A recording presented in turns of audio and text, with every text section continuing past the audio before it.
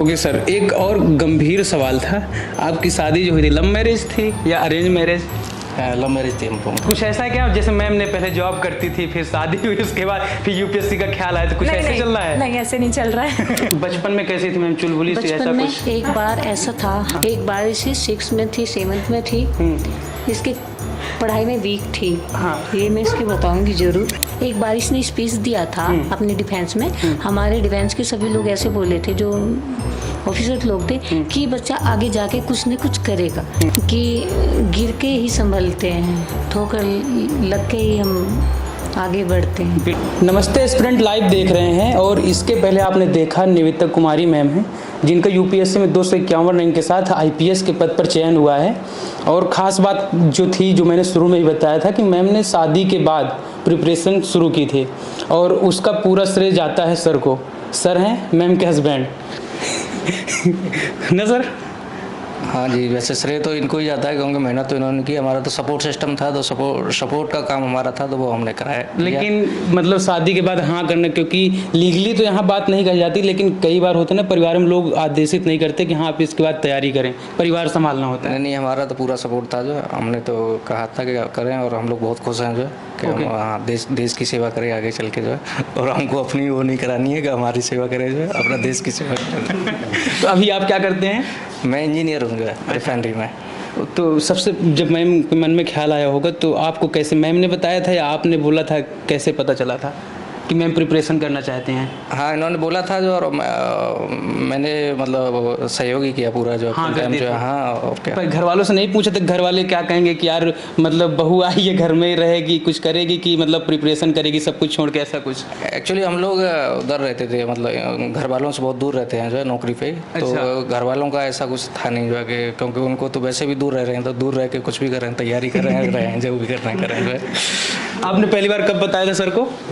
जब शादी होने वाली थी उस टाइम पे ही डिसाइड किया था। शादी के पहले ही डिसाइड हो गया था? हाँ, डिसाइड किया था, लेकिन प्रिपरेशन बाद ही में स्टार्ट की थी। सर ने बोल देते हाँ मतलब शादी हो जाने दो, फिर उसका प्रिपरेशन आप कर लेना। हाँ, ऐसा कुछ था नहीं कि कुछ रिस्ट्रिक्शन था तैयारी करने से रिलेटेड, तो सपोर्ट ही किया था। अच्छा, जैसे मैम बता रही थी कि ये 5th अटेम्प्ट था, 4 अटेम्प्ट भी नहीं हुआ है, तो आप लोग को ऐसा नहीं लगा कभी कि अब कह दें कि अब तैयारी बंद कर दो, अपना जो जॉब कर रहे हो वो करो, ऐसा कुछ? नहीं, यही ऐसा ही लाइफ स्टाइल ही ऐसी हो गई थी कि अपना, जैसे हम लोग चैनल भी थे, तो इंटरनेशनल रिलेशन वाले चैनल हमने सब्सक्राइब करो, वही टीवी में देखते थे, वही देखते थे, तो उस टाइप का ही लाइफ हो गया था। तो हमको मतलब वजन नहीं लगता था, फिर वो एक लाइफ ही ऐसी बन गई थी जो है, ऐसा था। ओके सर, एक और गंभीर सवाल था। आपकी शादी जो हुई थी लव मैरिज थी या अरेंज मैरिज? लव मैरिज थी हमको। पहली बार कब मिले थे आप लोग? हम लोग पहली बार कंपनी में मिले थे जो है, सेम कंपनी में काम जब जॉब करते थे? जी। मैम शादी के पहले ही जॉब करने लगी थी? हाँ, ये शुरू से जॉब कर रही थी जो 2013 से जॉब कर रही थी। हम लोग सेम ही बैच के थे, 2013 में मैं भी पास आउट था, तो जॉब में मिले थे। ओके, मैम की मम्मी है यहाँ पे जो एकदम सीरियस होकर बैठी हैं। मैम पहली बार जब रिजल्ट जब उस दिन आया था, तो आपको पता चला था, तो क्या रिएक्शन था आपका? ऐसा था कि मैंने अपने बच्चों को बहुत शिद्दत से पढ़ाया, बहुत मेहनत से पढ़ाया, लेकिन बहुत खुशी हुई जब इसका ये रिजल्ट आया। दिल से? दिल से। अब ये इसका नहीं हो पाता था, ये खैर बच्चा है, दुखी हो जाता। मैं बहुत समझाती थी, कोई बात क्योंकि नहीं, 4 बार फेल हो जाना, फिर उसके बाद तो मैं बहुत इसका हौसला बढ़ाती थी। ऐसे नहीं, मैं इसको ये समझाती थी कि गिर के ही संभलते हैं, ठोकर लग के ही हम आगे बढ़ते हैं। बिल्कुल बिल्कुल। कहीं ना कहीं जो प्रिपरेशन करता है वो मतलब कमज़ोर हो जाता है उसका चलता, लेकिन जो सपोर्ट करता है, अगर फैमिली वाले आपका सपोर्ट करते हैं, हमेशा ही यही समझाती थी। ओके, बचपन में कैसी थी मैम, चुलबुली सी, ऐसा बचपन में कुछ? एक बार ऐसा था, हाँ। चुलबुली तो नहीं, थोड़ा शांत था। हाँ। एक बार इसी 6 में थी, 7th में थी, इसके पढ़ाई में वीक थी। हाँ। ये मैं इसकी बताऊंगी जरूर। बिल्कुल। पढ़ाई में बहुत वीक थी, इसके कम मार्क्स आए। मैं इसको रिजल्ट लेने गई, मेरे को इसका रिजल्ट पसंद नहीं आया। स्कूल से मैं घर तक इसको डांट लगाते ही लेके आई। 1-2 थप्पड़ ऐसा कुछ? नहीं, नो, मारा नहीं? नहीं, मैंने इसको डांट लगाई कि ऐसा रिजल्ट मैं लेने के लिए नहीं आऊंगी, तेरे को कठिन परिश्रम करना पड़ेगा। उस दिन के बाद इसने हमें मौका नहीं दिया।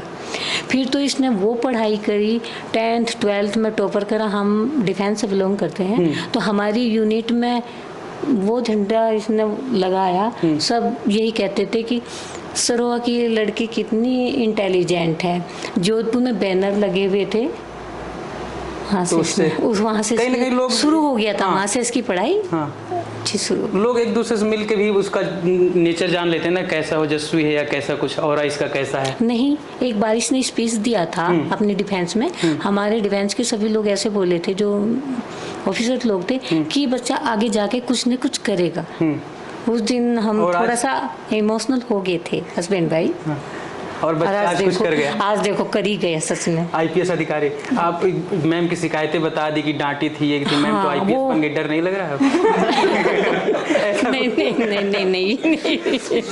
असली खुशी उस दिन होगी जब कैप लगेगी, वर्दी के साथ मैम आएंगे। हाँ, वो मैं अपने लाल बत्ती के साथ। वो मैं अपने हस्बैंड को भी देखती थी, मेरे हस्बैंड ड्रेस में जाते थे तो वही मेरे को वही चेहरा ड्रेस पहनने, फोटो मेरी बेटी का मेरे दिमाग में सेट हो गया। अच्छा, एक सवाल था सर, जैसे एयरफोर्स में थे कई बार, मतलब पोस्टिंग अदर स्टेट में होती रहती है, तो बच्चों की पढ़ाई भी कहीं ना कहीं इफेक्ट होती है। हाँ, होती है। तो इसको आप लोग कैसे मैनेज करते थे बच्चों के लिए? बस वो थोड़ा टाइम देते थे, पहले हम अपना घर सेट करते थे, फिर उसके बाद हस्बैंड तो अपनी ड्यूटी पे, क्योंकि उसका कोई समय नहीं होता ना कब आपकी पोस्टिंग कहीं पे हो जाए। मैम आप इस पर बताएं माइक लेके कि मतलब आप लोग कैसे मैनेज करती थी इन सब चीज़ों को, पढ़ाई को, क्योंकि अचानक कहीं कहीं पोस्टिंग हो गई। हालांकि मतलब कॉलेज तो वही होते थे केंद्रीय विद्यालय, लेकिन उसको कैसे आप लोग मैनेज करते थे पढ़ाई को? हमारी पढ़ाई ज़्यादा इफेक्ट होती नहीं थी क्योंकि हार्ड एरिया में पोस्टिंग ज़्यादा आई नहीं है सच। एंड केंद्रीय विद्यालय सेंट्रल स्कूल्स जो हैं वो सब जगह मतलब ऑल ओवर इंडिया सेम, वहाँ पे same level of standard of education रहता है। तो ऐसा सच कुछ पढ़ाई में अड़चने आई नहीं कि पोस्टिंग की वजह से हमारी पढ़ाई इफेक्ट हो रही है।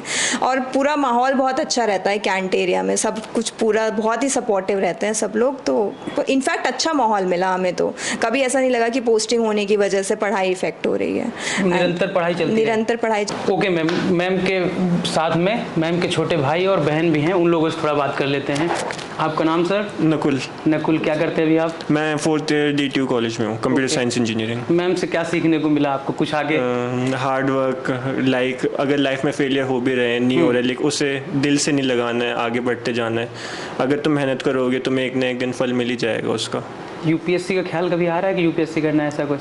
अभी तो खैर मैं मास्टर्स करना पे ध्यान है मेरा, तो लेकिन आगे का आइडिया नहीं, क्या पता प्लान बन भी जाए। प्लान बन जाए, और मेंटोर तो आपके पास हैं। हाँ। ओके मैम, आपका नाम? निवेदिका। मैम से आपने क्या सीखा? परसिवरेंस, मतलब बार बार गिर के बार बार उठना। हाँ। सबके बस की नहीं होता। आप मतलब अभी क्या? अभी I am working with an MNC। Okay, तो आपके मन में आ रहा है कुछ यूपीएससी के लिए? नहीं, अभी तो नहीं, अभी तो स्टार्ट ही किया है कॉर्पोरेट जर्नी, बाद में देखते हैं जब होता। कुछ ऐसा है क्या, जैसे मैम ने पहले जॉब करती थी, फिर शादी हुई, उसके बाद फिर यूपीएससी का ख्याल आया, तो कुछ ऐसे चल रहा है? नहीं, ऐसे नहीं चल रहा है। पहले करियर बाद में सब देखेंगे। अच्छा।